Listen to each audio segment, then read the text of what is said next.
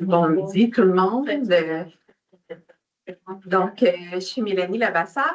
Ça me fait plaisir d'introduire aujourd'hui notre conférencière, Louise Gustafsson, qui est chercheuse et professeure en ergothérapie à l'Université of Griffith en Australie.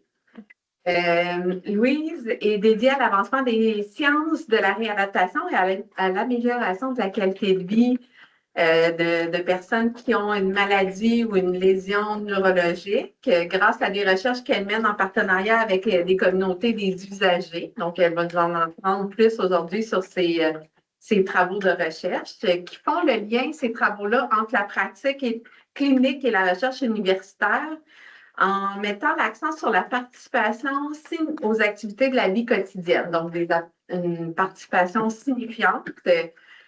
Donc, elle est une mentor et une collaboratrice passionnée. Elle dirige des équipes de recherche multidisciplinaires, puis elle a collaboré avec les services de santé afin de favoriser notamment le transfert des connaissances vers la pratique. Et ces recherches ont été largement publiées dans des revues scientifiques à fort impact pour orienter les politiques et les pratiques tant au niveau national qu'international. Dans son rôle à l'Université Griffith, elle joue un rôle dans le développement de l'ergothérapie de demain grâce à un enseignement innovant, la supervision de la recherche et un leadership stratégique. Elle est engagée profondément dans la promotion du système de santé inclusif et adapté qui favorise l'autonomisation des individus et des communautés. Puis vous aviez aussi dans la bio là, son parcours universitaire, dont ses études graduées à l'Université of Queensland.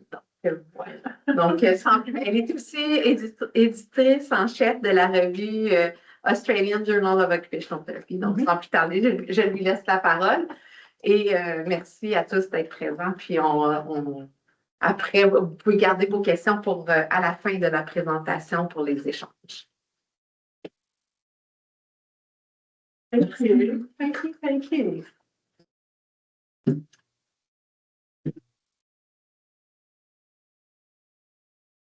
Well, good. Thank you. Thank you for that introduction. I'm going to trust everything that you've said, and apologies if I repeat anything. I was saying earlier that I made a valiant attempt to learn some French before I came to visit. But what I learned very quickly about myself is that I can only fit 2 languages into my head. My husband is Swedish, and so I have Swedish as a second language. And as soon as I started to try to learn French, there was just this, I was calling almost like British coming out, Frankish. There was this mix of Swedish and French words in everything I tried to say. So I thought it was better to not mix it up. And I also decided that in order not to offend anyone when I was out and about in the community, that if all else failed, I'd pretend I was Swedish and speak Swedish so that they weren't offended that I wasn't speaking French with them. So I do apologise, but thank you for the introduction. I must say that one of the reasons for my point of contact to you and the group was from my role as the editor of the Australian OT Journal and getting the wonderful papers through from this group and reading them and thinking, gosh, there's such wonderful things happening there. So I'm really excited to be visiting with you today. Before I get started, something that we always do, because we share a similar history to you of being a country that was colonised.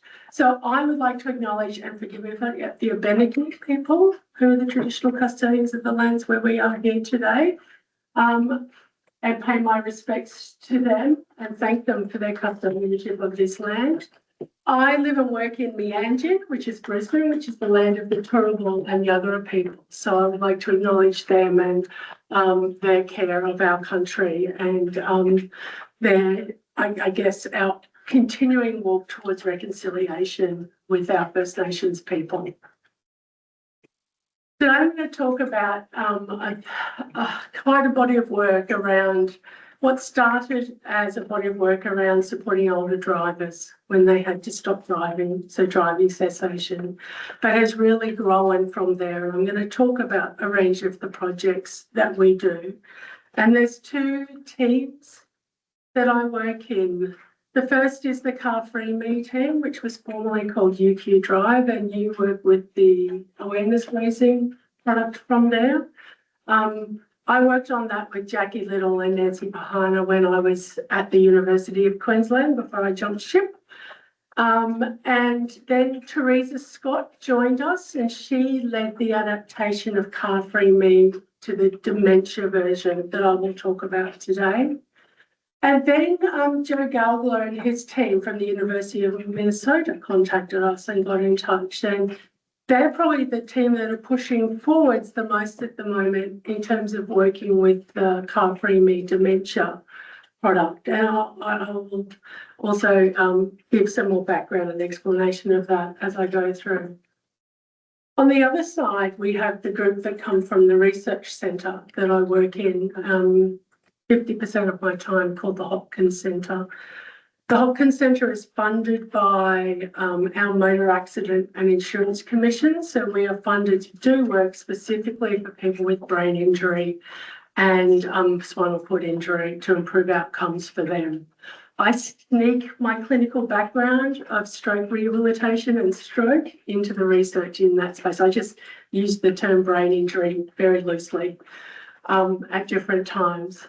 And that's a group of clinician researchers and lived experience co-researchers where we're doing a lot of work around that time when people are unable to drive and they're in limbo after their brain injury, and also around helping them through the transition of returning to driving, as well as if they're not able to return to driving. So there's a lot happening in that space as well.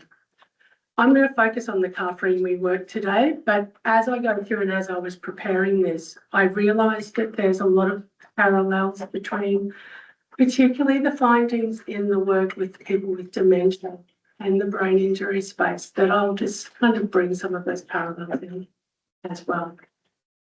Please pop your hand up, or I don't mind if you interrupt while I'm talking if you want something clarified, so please don't hesitate to do that. I'm going to briefly overview Car-Free Me. I apologise for all the words on this slide, but that was my compensation for not speaking French, because that I thought that the more words I can put on that, the more I'm helping people to follow me as I speak. Car-Free Me was developed by Jackie Little, who I've been working with for over 20 years now. Jackie and I finished our PhD at the same time in 2006. And she was really interested in this phenomenon of how outcomes for people when they had to stop driving were so poor and that we were not doing enough. So from that, UQ Drive was developed. We then got a marketing person involved and it became Car-Free Me. But when we ran the first trial, the aim of this program is very much to support older drivers who are considering or know that they have to stop driving in the future, or people after they've been told they can't drive anymore, to adapt to that change from both an emotional, psychological perspective, as well as a practical perspective, with a really big focus on wellbeing outcomes, as well as community participation outcomes. So that's kind of the main focus of the program. When we first ran the trial, it was a very structured 6-week group program. The older adults came to a community centre, so a place in the community where they lived. So we would put people together from a similar space, one morning a week, for discussions and education facilitated by a health professional and a peer leader, which was a really important part. People would set their own goals at the start, and also the group would have a discussion, and based on the goals, there'd be discussions about what was the most important topics to be covered across the 6 weeks. And I'll show on the next slide soon the modules.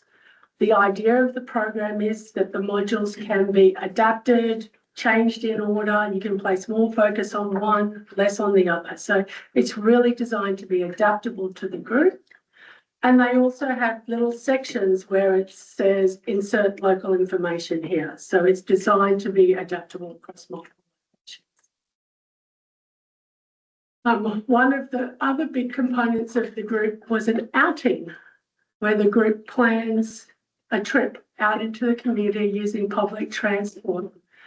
And for many of the older adults who attend, this would be the first time in multiple years that they've used buses and trains. And I know when I talk to my students about this, I say to them, you know, the last time that these people caught a bus, they would hop on and they'd hand 20 cents or less across to the driver, and he would tear off a strip and hand them to them as a ticket. That is very different to the system that we have now. So it's very natural that they are unsure and uncertain of how to do this. I also say to them that even my husband, we have a tap on, tap off system card, and even my husband will stop and look at it and make everyone crazy because they just want him to keep moving. So, you know, different people cope differently with the new systems and technologies. So that first trial shows some really lovely outcomes in terms of self-efficacy for using transport, getting out and about the house, and really helped us to see that this was a beneficial program.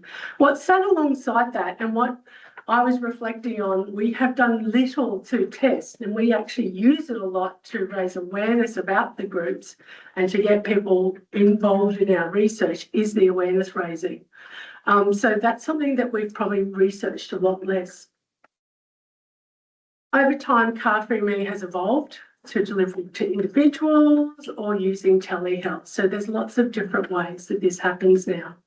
But there are problems with implementation into clinical practice that I'm going to talk about right towards the end that we just have not been able to tackle or address. Yes.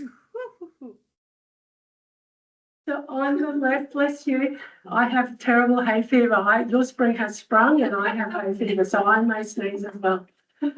On the left there in this diagram is the original content as we first ran that. So you can see the topics there are fairly straightforward. They were developed from Jackie's research, and they have a very strong older person voice in there. So there's a lot of the voice from Jackie's research included within those different components that are there. Probably one of the ones for us that has been really interesting is number 7, the advocacy and support, empowering older adults to know that they can, because when they would say to us, well, the walk to the bus stop is on an uneven footpath, and it's like, well, let's write a letter. What could you do about that? And how can we address that? So that's been a really powerful part of that. When Teresa wanted to adapt for Car Free Me dementia from her exploration of the experience of people with dementia, in the red you can see the things that were added or slightly changed for the new version. There's lots of commonalities in topics, but really was this one had a really big focus on putting more of a positive perspective. So particularly when you look at the number 2 module, balancing independence and safety, and kind of talking about this idea of there's a tipping point. When do we make that decision? So really putting that at the forefront. A lot more focus on family and supporting family, who are the ones that bear the brunt, with all older adults, but often with people with dementia to a greater extent. And certainly there was a separate module added just for family members and caregivers to support them with this topic. And also the narrative of the own story. We know that people love telling their stories. That's a really powerful part of making sense. Jackie, and it still happens to me now with the research I'm going to talk about soon about people after stroke, you ask them a question and they always go right back to the very beginning. I got my first car when it was this, or when I got my license. Like, they really always go back. It's such a history for people, this driving history. We know how important it is. It's interesting for me that this is an area that I research in because I don't identify as a driver. If I'm in the car and anyone else can drive, that is fine by me. But we know that driving is a really strong identity for many people. So to give you some example of the dementia program, when that first little pilot was run by Teresa. We ran as the dyads so that you can see 3 of the dyads listed there. And it just gives you some sense of how the modules are mixed up based on what's the most important thing, with emphasis placed more, less on others. So I just put this up to illustrate that really it is very adaptable and based on the needs of the individual. We then started the work with the folks in the University of Minnesota. And they adapted Car-free dementia for the US. The program itself and those modules remained relatively unchanged, but they obviously had to change some of the language, they had to change some of the photos, and they had to deal with snow and ice, which we don't have to deal with at all in Queensland. So they were kind of the main things that were changed and adapted within it. And of course, they put the local resources where they should go. With the group from University of Minnesota, we have a very big focus on telehealth delivery to individuals. And that's how all of the trials have been running. So in the first little test of what's the utility of this, what might this work with a group of people with dementia, these were the qualitative benefits that were the main findings from that study.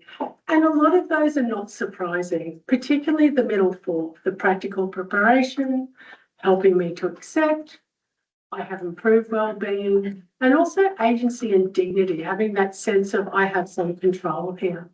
Something that was unique in this findings and this work with this group was that Car-free dementia and the really strong coaching element, because it was one-on-one using telehealth, provided a great deal of emotional support for the carer, as well as for the individual with dementia.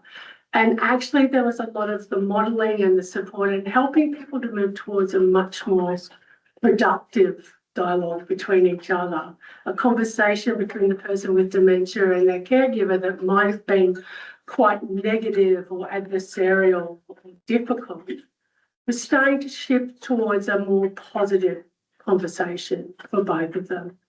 And in the subsequent trial, we got some more information about why it was happening and what was happening there. So the next step with this program, and when we were still allowed to collaborate with our US colleagues, that has been shut down by their current president. So we're kind of underground and collaborating, but not collaborating with them and not named in any documents. But we were able to run a larger pilot of Car-free dementia, which was a mixed methods study where we collected baseline data, people received the intervention, and then we did 3 and 6 months. And the participants included 17 dyads, so retiring driver and a care partner who came forward. Sorry, there's a typo there that I've not seen before. And also people who came through individually, so care partners that came forward on their own and retiring drivers that came forward on their own. So 51 kind of participants in total for that. And the key and kind of the outcomes that we were looking for here was, again, looking at the utility and some of that limited efficacy. What is this doing? What is this happening? And because I'm talking through lots of studies, just forgive me, I'm going to make sure I say everything properly here. Data collection was qualitative interviews, but then more quantitative measures like a caregiver strain index, a loneliness scale, the geriatric depression scale, it's in everything. Relationship closeness, looking at that, looking at the preparation, how prepared people felt to transition to a different form of mobility, and also some it's about confidence in moving towards driving retirement, as well as how often people were engaging in activities like catching public transport in that preparation. So we found that the majority would recommend the intervention. There was a really interesting split when we looked at how well people felt the intervention helped them to plan for when they won't drive anymore. Those drivers that stepped forward individually on their own, 100% of them said, obviously very motivated to plan and do well, said this has helped me. On the Flip side though, the retiring drivers that perhaps were kind of pulled along a little bit to attend by their caregivers had lower levels of agreement about saying that they felt that it would help them to plan for when they will not drive anymore. And that probably speaks to the different stages that they were at in terms of accepting and moving towards this decision. Care partners were significantly less likely to indicate social isolation concerns and relationship strain, so that was a great outcome. Retiring drivers reported significantly fewer depressive symptoms, so it was addressing the mood issues that are commonly reported. And on the assessment for readiness for mobility transition, we found that there were positive changes across time for both care partners and the retiring drivers. So there were some really lovely outcomes that came out of this group, and particularly some lovely outcomes from the qualitative data as well. The qualitative data, again, really lent into and placed emphasis on the value of that really strong coaching element, that one-on-one developing relationship, trust, knowing who I'm working with and knowing that they are here with my best interest in mind into moving forward. The other thing that came through very nicely was that the retiring drivers said that doing the work and the coaching and working with the coach really helped them to find the ways to better express how they were feeling about what they were facing in terms of stopping driving. And equally, the care partners said they felt like they had better skills and were better supported to have those conversations with the retiring driver. So I think sometimes, you know, for us, when we think about, we make those assumptions about how other services might be wrapping some of those skills around these individuals to help them to be able to communicate with each other. But it wasn't until there was something that was really focused on a specific topic that people learned how to have those conversations in a more, I guess, positive and productive way. The other really interesting thing was that the care partners said that they absolutely understood dementia much better now after. And again, that points to the assumptions we make about what is happening in other appointments and other sessions that these people are attending to empower them with that information. So it really spoke to and validated to that power about continuing to incorporate the information about dementia for people. So it's really interesting. As I pointed to, there is another application in with NIH, either gone in or going in at the moment with us as very silent partners, that we're hoping will extend this work further with this team. So that's a body of work there. We have run a large trial with car-free me dementia in Australia, led by Teresa Scott. Where I haven't got any real results to present about that at the moment. It's been quite a labour of love. The team in Minnesota have a ready database of people that are signed up with dementia. We don't have the same luxury we find in Australia. We're very driven to drive. We're very tied to our cars. And so we often talk about that if we could just go into people's homes and say, come to us and talk with us about this, you'll be okay. It would be much better, but recruitment is a very slow journey for us. So yeah, there will be a body of work coming out from the Australian arm of this work as well. One thing we did find with that body of work though, oh my God, for time, is that it was originally set at older, so age 60 and above, but we found there are a lot of younger onset dementia coming forward. So we did a little offshoot study that talked to 10 people with younger onset dementia and their family caregivers. They were mean of 62 years old, from 50 to with a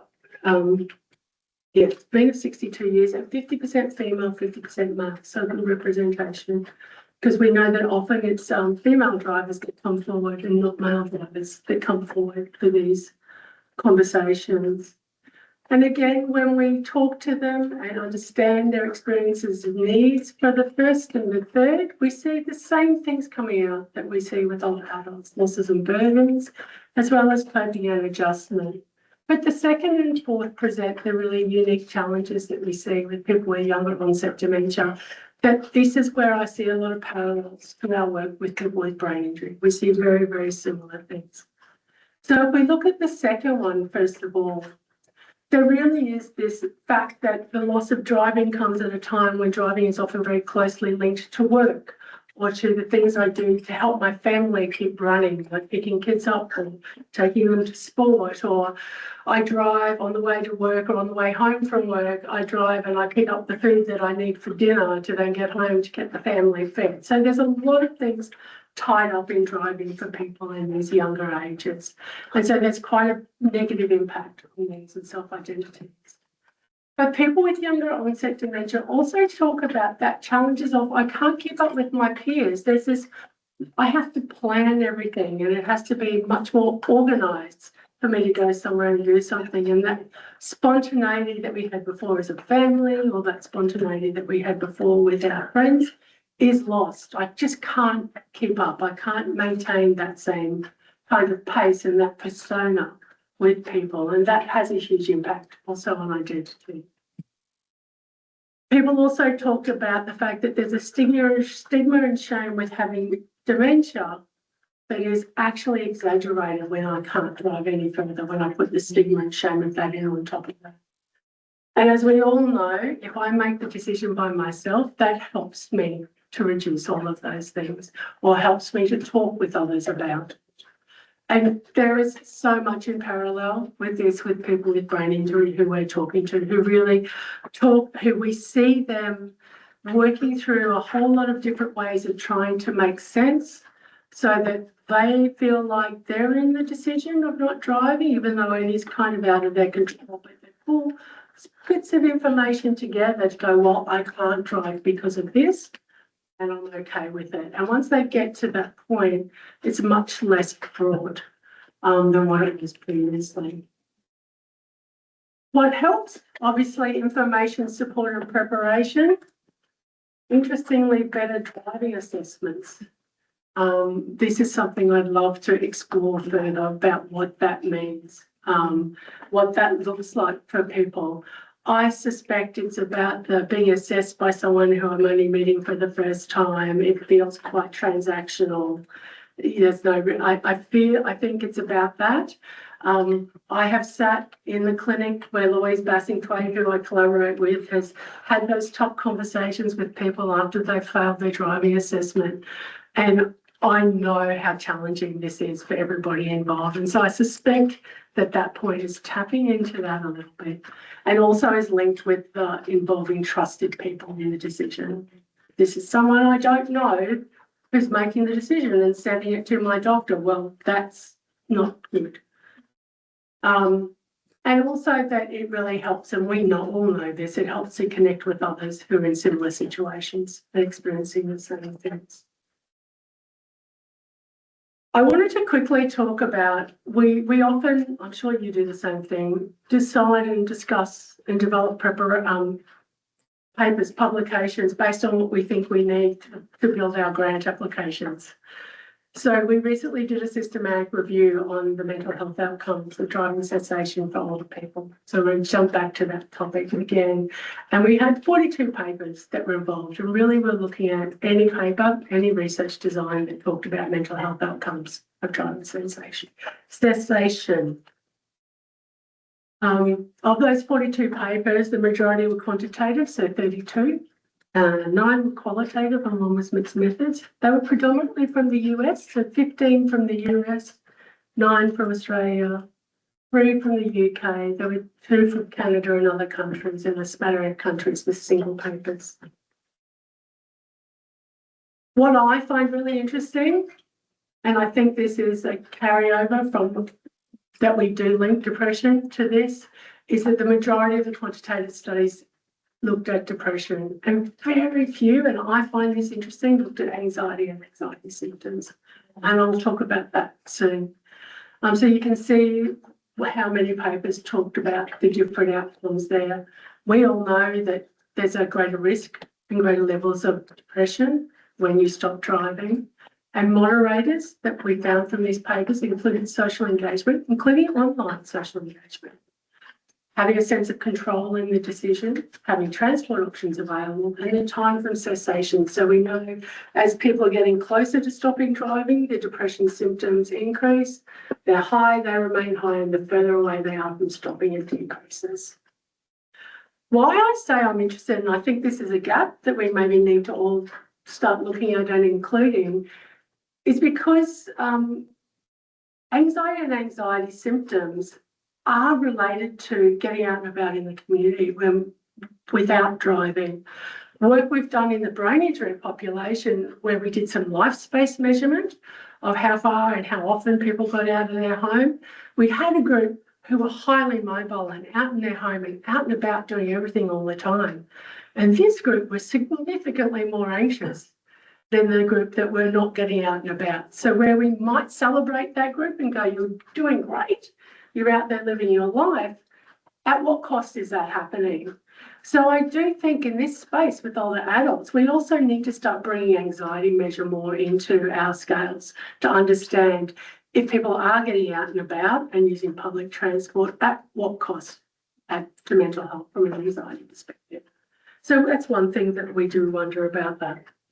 Yeah. I have a question because I think you've addressed it, but I'm not sure I quite understood. Sure. What's your hypothesis regarding that? The fact that the group that was more The out group and about was We're more anxious. Yeah. What's the hypothesis? Well, we don't know why that is happening. We need to explore it further. But from a brain injury perspective, we do think that it is because for people to go out and about in the community, it is much more of a cognitive overload. Okay. It's and worrying about am I on the right bus? Am I going to the right space? Whether it's got something to do with that. But yeah, it was a really incidental finding in some life space work that we were doing with the people with brain injury that we're going to keep looking at. Thank you. You're welcome. Qualitative findings. Again, these I'm sure are not a huge surprise to many of you. Losses and grief, it's a process. There's acute adjustments, intense emotions. People get stuck and they need help to get unstuck. The papers talk about what helps and implications and recommendations. So just quickly, I'll highlight some of the things here. With losses and griefs, I think something that came out when we looked at all of these qualitative studies together is that there is often people have the loss of being a driver at the same time that there's a loss of something to do with their health. So there's that concurrent loss that they're experiencing, and that health issue also has other impacts. And at the same time, people will then have additional losses of roles and other things that if they're not linked in with the right health professional, people won't be asking the right questions of them. And this is where my bias as an occupational therapist comes forward to really understand what are the true impacts of this and how can we support people to remain active. The other thing that it talked about also that linked to resilience is there's something about if people are in this stage, they are less resilient to cope with these other losses or if something else happens. So being aware that people, when they are experiencing the loss of driving, that they're perhaps less resilient if something else major happens in their lives. A process but not a single event makes sense. It starts before people stop driving. It continues after, and although even if it's a single event, it's not a sudden event, like someone has a stroke or they have an accident and they're told you can't drive anymore. It still is quite a process after that. And I guess leading on from that is probably the being stuck. And I'm going to talk about that quickly before the other one, because we know the other one. We know the language that people use when they're talking to us about giving up driving. My life will end, you might as well shoot me now, or what am I going to? All these horrible emotive words that come out of people's mouths. We find that people can be really stuck in the distress of losing their license and just angry and not moving out of that. We find that people can be stuck back in denial when they're told, next time you see me, I'm not going to renew your license, and just don't want to think about it. And there's something about finding ways to help people to get unstuck or start to move incrementally forward. And that's where things like the awareness raising are really helpful as a first introduction for people. What helps is that really active engagement in adjustment, people being assisted to construct an alternate lifestyle and not assume that people can do it on their own, and really helping people, and people do much better when they make sense and regain control of decision, however they do that. And sometimes the way that they do that might seem quite illogical, but if it helps them move forward, then that's a good thing. From an implication recommendations perspective, and I guess this kind of sits overall, is really saying we need more support and programs, more inclusive communities, so that advocacy part comes back again, and really normalising discussions about this being almost a normal part of ageing for a group of people, and not one that should be seen as such a negative outcome. So when we look at the qual and quant together, there's a strong sense of feeling stuck, and they're the people that have the huge emotional responses. But there is a lot of variability in terms of how people experience this based on how they're adjusting and what those things that mediate around are. And those mediating and buffering things tend to be social supports, the choice and decision, and what resources we have in the community. Skip through that. Is it okay if I go for 5 more minutes? Because this is my other story. This is my sad story. We've been doing this for 20 years. We cannot get car-free me into clinical practice. We can run it, we can have it student-led clinics running out of universities. We will have people who will train in it and then just use bits and pieces of it. There's a whole lot of things happening. So we really want to explore that in much more detail. And so again, we did the Let's Write a Letter to the Editor talking about what we see as the barriers to this. So we did a body of work using the behaviour change wheel and mapped what we see as the barriers to the theoretical domains framework. And from a motivation perspective, because I think this is where most of the problem lays, we see the following things. There's a lot of passing of the ball. It's their responsibility. Who's responsible for this conversation? What health professional is responsible? They got to manage it. So, and then no one ends up doing it. A lot of people, these beliefs about capabilities and also consequences we think are very important. People feel inadequately equipped. As soon as you say driving, people think, oh, that's specialist. I can't talk about that. Whereas in reality, when you're talking about driving cessation, that's not specialist. That's something we can all be doing. But equally, people will have past bad experiences where there's been a very emotional response, where relationships have been cut between clients. GPs, primary healthcare providers, we call them GPs, general practitioners, will say, I don't want to have the conversation because if they do, they'll leave and go and see someone else and they won't stay with me. And that is not great because I know their history. So there's lots of barriers to that. People tend to feel much more comfortable with saying, well, if you cause an accident and someone's injured, then what's going to happen then the positive side of what's the worst thing that could happen if you stop driving? We could get buses. Let's look at how you might get about. So how the conversation is framed. We also think it's this overload in systems. Healthcare systems and social care systems are very overloaded, very resource poor. So they're only dealing with the urgent issues. So therefore, driving cessation is way down on the bottom of their priority list. And I don't know what your media is like here, but there are the reporting of when it makes me so cranky when there's something happened and they suddenly say, and the older driver who was behind the wheel who caused this mayhem. And then they get experts in to talk about why we should do our licensing differently.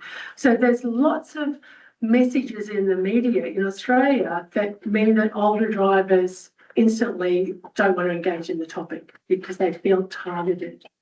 So there's lots of reasons why we can't get this implemented that we are seeking funding for to do a proper kind of implementation study to really understand what is needed. Very quickly, the final thing and what I'm doing whilst I'm on sabbatical, other than visiting you here, is actually adapting car-free manifesto. So at the moment, I'm doing qualitative interviews late into the night with health professionals and stroke survivors, because it's early morning in Australia time then, just to get their sense of what their experience and needs are, really trying to focus on the areas in the more rural and remote areas of our state where the services are poor. I'm going to use that information to develop personas. This is what the pathways look like for different people's areas that we're going to take to a group of co-designers, and we're going to run through a co-design process. Originally, when we started doing this to look at how we co-adapt car-free me, I have a sense that we're going to come up from my early interviews. There'll be bits and pieces of it that we'll pick out and we'll put in, but I think there'll be a lot we'll be developing for this program of snippets of resources that will start when people are in hospital and then can follow them for years following their stroke. So that's probably the other body of work.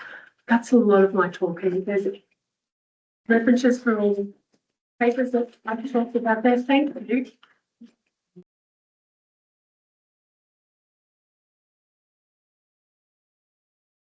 De la visio, il faut poser nos questions dans les micros. Est-ce qu'il y a des questions? Puis Jessie, je vais demander ton aide parce qu'il y a des questions en ligne. Des questions dans la salle, premièrement. Oui, Carmen, avant j'arrive. Thank you, Louise, for that wonderful talk. I might be thinking outside the box. Yeah. I was listening to you say, let's think positive, not negative. Yeah. And I was thinking, okay, car-free move. I know. And I was thinking, oh, that brings an ecological language. Mhm. And if we think positive and we think car-free me and we link it up to a positive social activity, Mhm. and we link those together, maybe that would strengthen the power of selling this program. Mhm. Maybe. So that's an idea I have there. I don't know, but it Yeah. really rang a bell with me because I've been hearing here that the municipalities are now making cars available in rural areas for public transport because we don't have enough buses. We don't have enough people. Yeah. Countryside here. And I think that this is big. We've got a society that's changing. And we have to look for all kinds of needs. I was saying, car-free me, why are we talking about age groups? And should we not be thinking about intergenerationality when we talk about car-free me? So I'm not questioning. No, it's I'm great. just saying, maybe this can go a bit further, expand to intergenerationality and into an ecological approach and an integrated community approach. Yeah. So that's where you inspired me. Yeah, no, that's fantastic. Thank you. I don't know whether you noticed when I talked about the change from when we got someone from marketing to rebrand us, and this is what they came up with. It was kind of like, okay, we'll run with this and we'll see what it looks like. But that's great comments and great suggestions. We have, I have learnt through discussions with other colleagues from here in Canada, we have a huge dilemma in our system now where we actually have got some social care systems where there is quite good funding for younger adults with disability and for older adults to have supported community access. So where people will, so someone I interviewed last week said, well, every Thursday I have someone, a carer who comes. And so I just do everything I need to do on a Thursday with them. And on one hand, that is great. But on the other hand, it also means that we have people like another person who I interviewed who said, when I first came home, I was catching buses to and from my therapist. I'm talking about the stroke group here. But once my disability support kicked in and I had carers, I didn't need that anymore because they drive me around. And we talk about that a lot, about how this additional service is fantastic, but it's also taking away something from people, that spontaneity again, that needing to plan and having the skills to do that.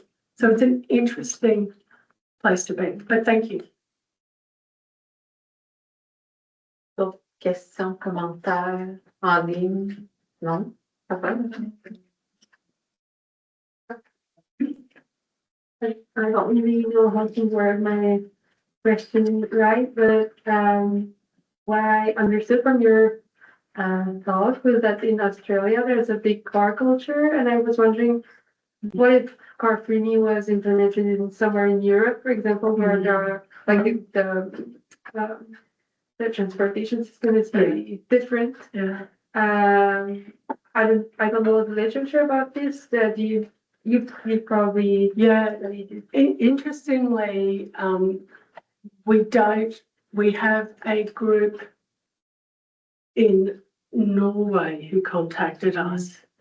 And I see, even though that's Europe, that's also a country that isn't quite as connected from a public transport point of view as the other European countries are. Mm-hmm. So yeah, we don't certainly don't have a lot of interest from the European countries, and it probably is because people know how to use public transport. They grow up using it all the time, and so even if they are driving, so for them having a car taken away from them isn't such a big loss.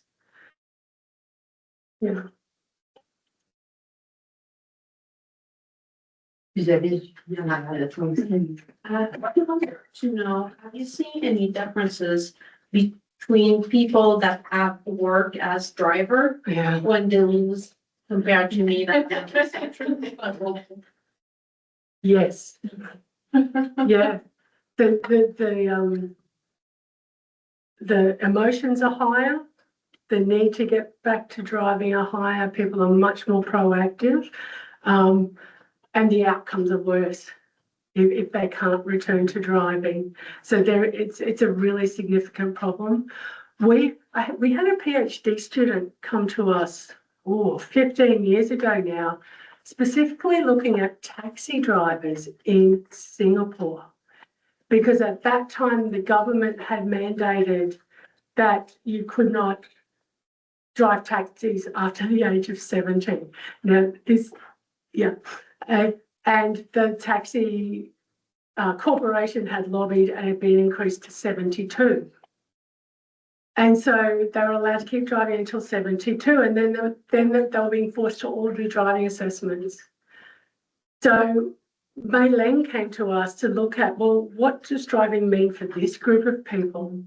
And what we discovered with that group of people was that, yes, they drove a taxi for work, but they also took the taxi with them, and the taxi was how their family got about and did a whole lot of things as well. And so there was so much that was embedded in that role for them, because identity as a driver extended beyond work and into I look after my family in this way.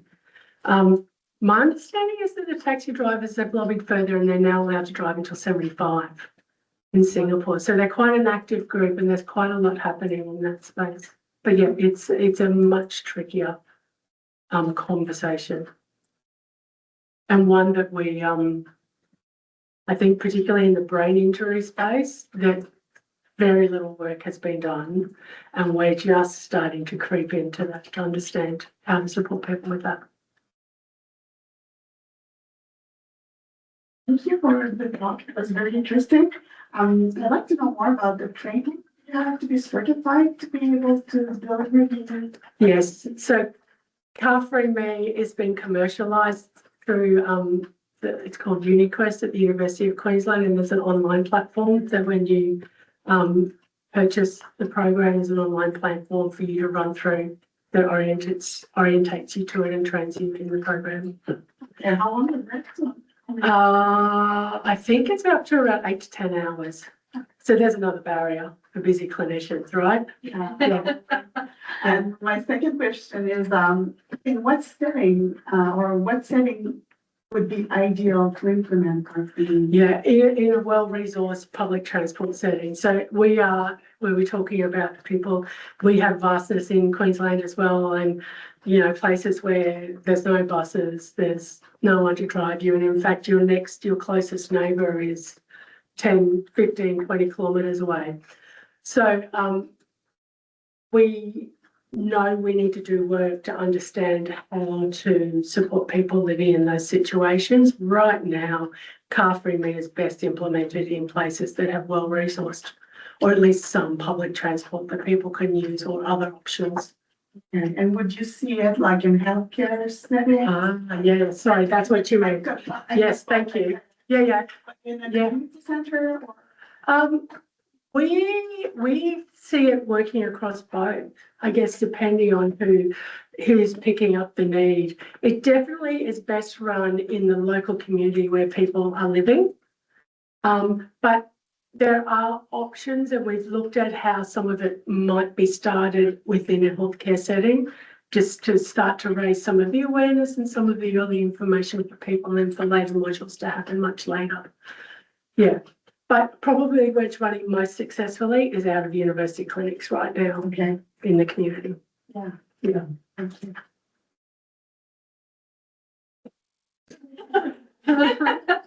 She always asks questions, so that's why. Any question online? No? Thank you. Thank you, everyone. Thank you, Louise, Thank you. for attending. It was a pleasure to hear more about your work. And I know you're presenting on driving as well, you and your team at the conference, coming conference. So yeah, good to talk about that more. Thank you. Thank you. Good afternoon. Thank you.